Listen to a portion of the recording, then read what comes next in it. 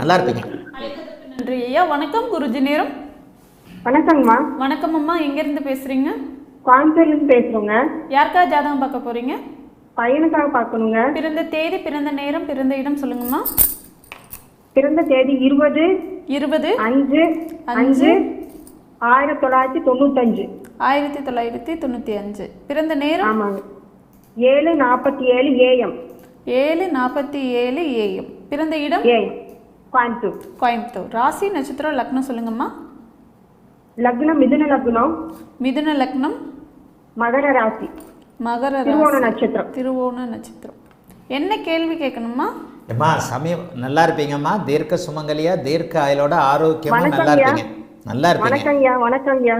இது யாரு ஜாதகம்? இது பையன் ஜாதகம்மா. சரி, இதில் பாருங்க 7:47க்கு மிதுன லக்னமா? ஆமாங்க. 7:46க்கு என்ன லக்னம்? 7:46னா ரிஷப லக்னம். ஒரு நிமிஷத்துல லக்னம் வருதா? ஆ. இப்போ இதுக்கு முன்னாடி காலர் என்னை திட்டிக்கிட்டே ஃபோன் வச்சுருப்பாரு. சும்மா ஜாதகம் பார்க்கலான்னு வந்தால் அந்த லக்னமே மாறி போச்சுன்னு குழப்பி விட்டாருன்ட்டு இப்போ என்னை திட்டிக்கிட்டு இருப்பார். இதுக்கு முன்னாடி உங்ககிட்ட உங்களுக்கு முன்னாடி பேசினவர். சரிங்க. இப்போ உங்கள் மகன் ஜாதகத்தை எந்த லக்னம்னு எடுக்கிறது? இது இந்த மாதிரியான ஜாதகங்களுக்கு சம்பந்தப்பட்டவர்கிட்ட பேசி 7:47ன்னு நீங்கள் டைம் கொடுக்குறீங்க, மிதுன லக்னம்னு சொல்கிறீங்க. டாக்டர் கொடுத்த டைம் தான் இது. நான் என்னம்மா பண்ணுவேன்? எந்த டாக்டருமா கரெக்டான டைமை கொடுக்குறாரு? ஒரு நிமிஷத்துல லக்னம் மாறுதுமா? அப்போ இவர் வந்து இப்போ 10 வருஷமா வெளி மாநிலத்துல தாங்க வேலை பார்க்குறாரு. 10 வருஷமா வெளி மாநிலத்துல வேலை பார்க்குறாரு. சரி, மிதுன லக்னம் தான். அதனால ரிஷப லக்னமா வந்தாலும் 12ல் சுக்கிரன் வரும், 7ல் வரும். திருமணம் ஆச்சா இல்லையா? இந்த மாதிரியான ஜாதகங்களுக்கு அவர்களுடைய வாழ்க்கையில என்ன சம்பவம் நடந்தது அப்படின்றத வச்சுதாமா லக்ன நிர்ணயமே பண்ண முடியும். கல்யாணம் ஆயிடுச்சுங்கய்யா. சரி, திருமணம் ஆயிடுச்சு.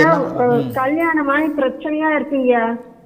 கல்யாணம் ஆகி நவம்பர்ல கல்யாணம் ஆச்சுங்க. 2023ல 2023 நவம்பர்ல ராகுதசை சந்திர புக்தியில கல்யாணம். ஆமாங்க. ஆமாங்க. அது 2023 செவ்வாயா கூட இருக்கலாம். கல்யாணம் ஆனதுல பிரச்சனை தாங்கய்யா. சரி, கல்யாணம் ஆனதுலேருந்து பிரச்சனை. இப்போ 2 பேரும் தனித்தனியா தாங்க இருக்காங்க. சரிங்கம்மா. இப்போ இந்த பிரச்சனை எப்படி சால்வ் ஆகுங்கய்யா? டிவோர்ஸ் கேட்டிருக்கோம்.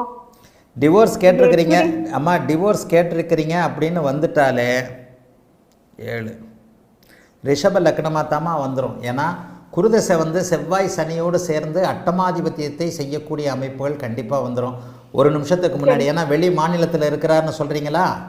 ஆமாங்க. 10 வருஷமா வெளி மாநிலத்திலாங்க இருக்காரு. 10 வருஷமா வெளி மாநிலத்தில் இருக்கிறாருனாலே 12ல் சுக்கிரன்னு வந்துடலாம்.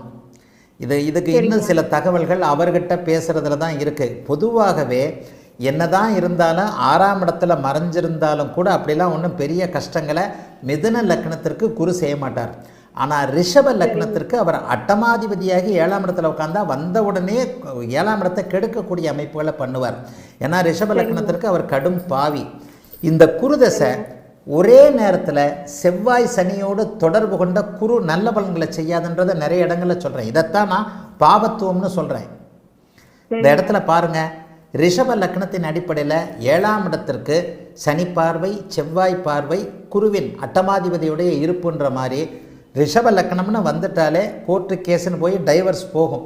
சனி புக்தியில் தான் நிம்மதி கிடைக்கும். 2 வருஷம் ஆகும். 2 வருஷம் ஆகுங்களாயா? 2027 ஏப்ரலுக்கு பிறகு, மே மாதத்திற்கு பிறகு தான் உங்களுக்கு தீர்வே கிடைக்கும். ஒரு 2 வருஷம் இப்போவே நீங்கள் கோர்ட்டுக்கு போயிட்டீங்க இல்லையா? அட்வொகேட்டை பார்த்துருக்கோங்க.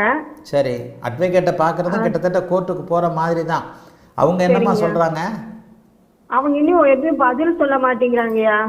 ஏம்மா, என்னுடைய கணக்குப்படி ஒரு நிமிஷம் முன்னாடி பிறந்திருப்பாருமா. அட்டமாதிபதி அமைப்பின் அடிப்படையில் 7ஆம் இடத்துல குரு உட்காந்து 11ஆம் இடத்தை வலுத்து பார்க்கின்ற காரணத்தினாலையும் ரிஷப லக்னமாகி 1 நிமிடத்திற்கு முன்னால் பிறந்து ரிஷப லக்னமாகி சனி செவ்வாய் எல்லாம் 7ஆம் இடத்தோடு தொடர்பு கொண்டு இருக்கிறனாலையும் 11ஆம் அதிபதி சுபராகி 11ஆம் இடத்தை பார்க்கின்ற காரணத்தினாலையும் இவருக்கு 2 திருமணம்மா. அடுத்த திருமணம் எப்பங்க நடக்கும்? முதல்ல இருக்கிறத முடிங்கம்மா. அதுதான்மா ஜோதிடத்தில் ஒரு பெரிய விஷயம். ஜோதிடத்தில் எல்லாம் சொல்ல முடியும்னாலும் ஜோசியர் கடவுள் இல்லை. சரிங்க சரி. ஜோதிடம்ன்றது உங்க வாழ்க்கை சம்பவங்களை அப்படியே படிப்படியா நகர்த்தி நகர்த்தி நகர்த்தி அதற்கு பிறகு என்னன்றத ஒரு கலந்து ஆய்ந்து பார்க்கக்கூடிய ஒண்ணுதான். இங்க எந்த ஜோசியரும் கடவுள் கிடையாது. சரிங்க. இந்த இடத்துல என்னுடைய கணிப்பின் அடிப்படையில் எனக்கு ஏதோ கொஞ்சம் அனுபவம் இருக்கிறதுனால நான் டக்குன்னு ஒரு நிமிஷத்துல வரக்கூடிய லக்ன மாறுதல்களை கவனிச்சு சொல்றேன். இவர் ரிஷப லக்னம் தான். இதே மிதுன லக்னமா இருந்தா குரு நட்பு வீட்டில் அந்த வீட்டிற்கு 12ஆம் இடத்துல இருந்தாலும் 7ஆம் இடத்திற்கு எந்த விதமான நெகட்டிவ் அமைப்புகள் இல்லைன்றதுனால 7ஆம் இடத்துல நல்லவைகள் இருக்கக்கூடிய அமைப்புல மிதுன லக்னமா இருந்தா வாழ்க்கை கெடாது. ஆனால் ரிஷப லக்னமாக இருந்தால் வாழ்க்கை கெடும். 7ஆம் இடத்தோடு எல்லா சனி செவ்வாய் தொடர்பு வர்றதுனால. ஆகவே ஒரு நிமிடம் முன்பாகவே இவர் பிறந்துட்டார். ஒரு 5 நிமிஷம் முன்னாடி கூட பிறந்திருக்கலாம். டாக்டர் கொடுத்த டைம் தானே நீங்கள் சொல்லுவீங்க. எந்த டாக்டர்கிட்ட போயிட்டு நீங்கள் ஒரு நிமிஷம் எனக்கு துல்லியமாக கொடுலாம் சொல்ல முடியாது. அவரை கேட்டால் நர்ஸு கொடுத்த டைம் பண்ணுவார். இந்த அமைப்பின் அடிப்படையில் குருதசை 11ஆம் இடத்தை பார்க்கின்ற காரணத்தினால குருதசை சனி புக்தி வரைக்குமே உங்களுக்கு நெகட்டிவ் வரும். புதன் புக்தியில் தான் 2வது கல்யாணமே நடக்கும். அதையும் சொல்லிடுறேன். அதை இப்பெல்லாம் ப்ரெடிக்ட் பண்ண முடியாது. முதல்ல இதில் தான் போகும், பிரச்சனையில் போகும். 2029 தான் இவருக்கு கல்யாணமே நடக்கும். அப்போ அவருக்கு 35 வயசாயிடும். பார்த்துக்கங்க. சரியா? வாழ்த்துக்கள். நல்லா இருக்கீங்க.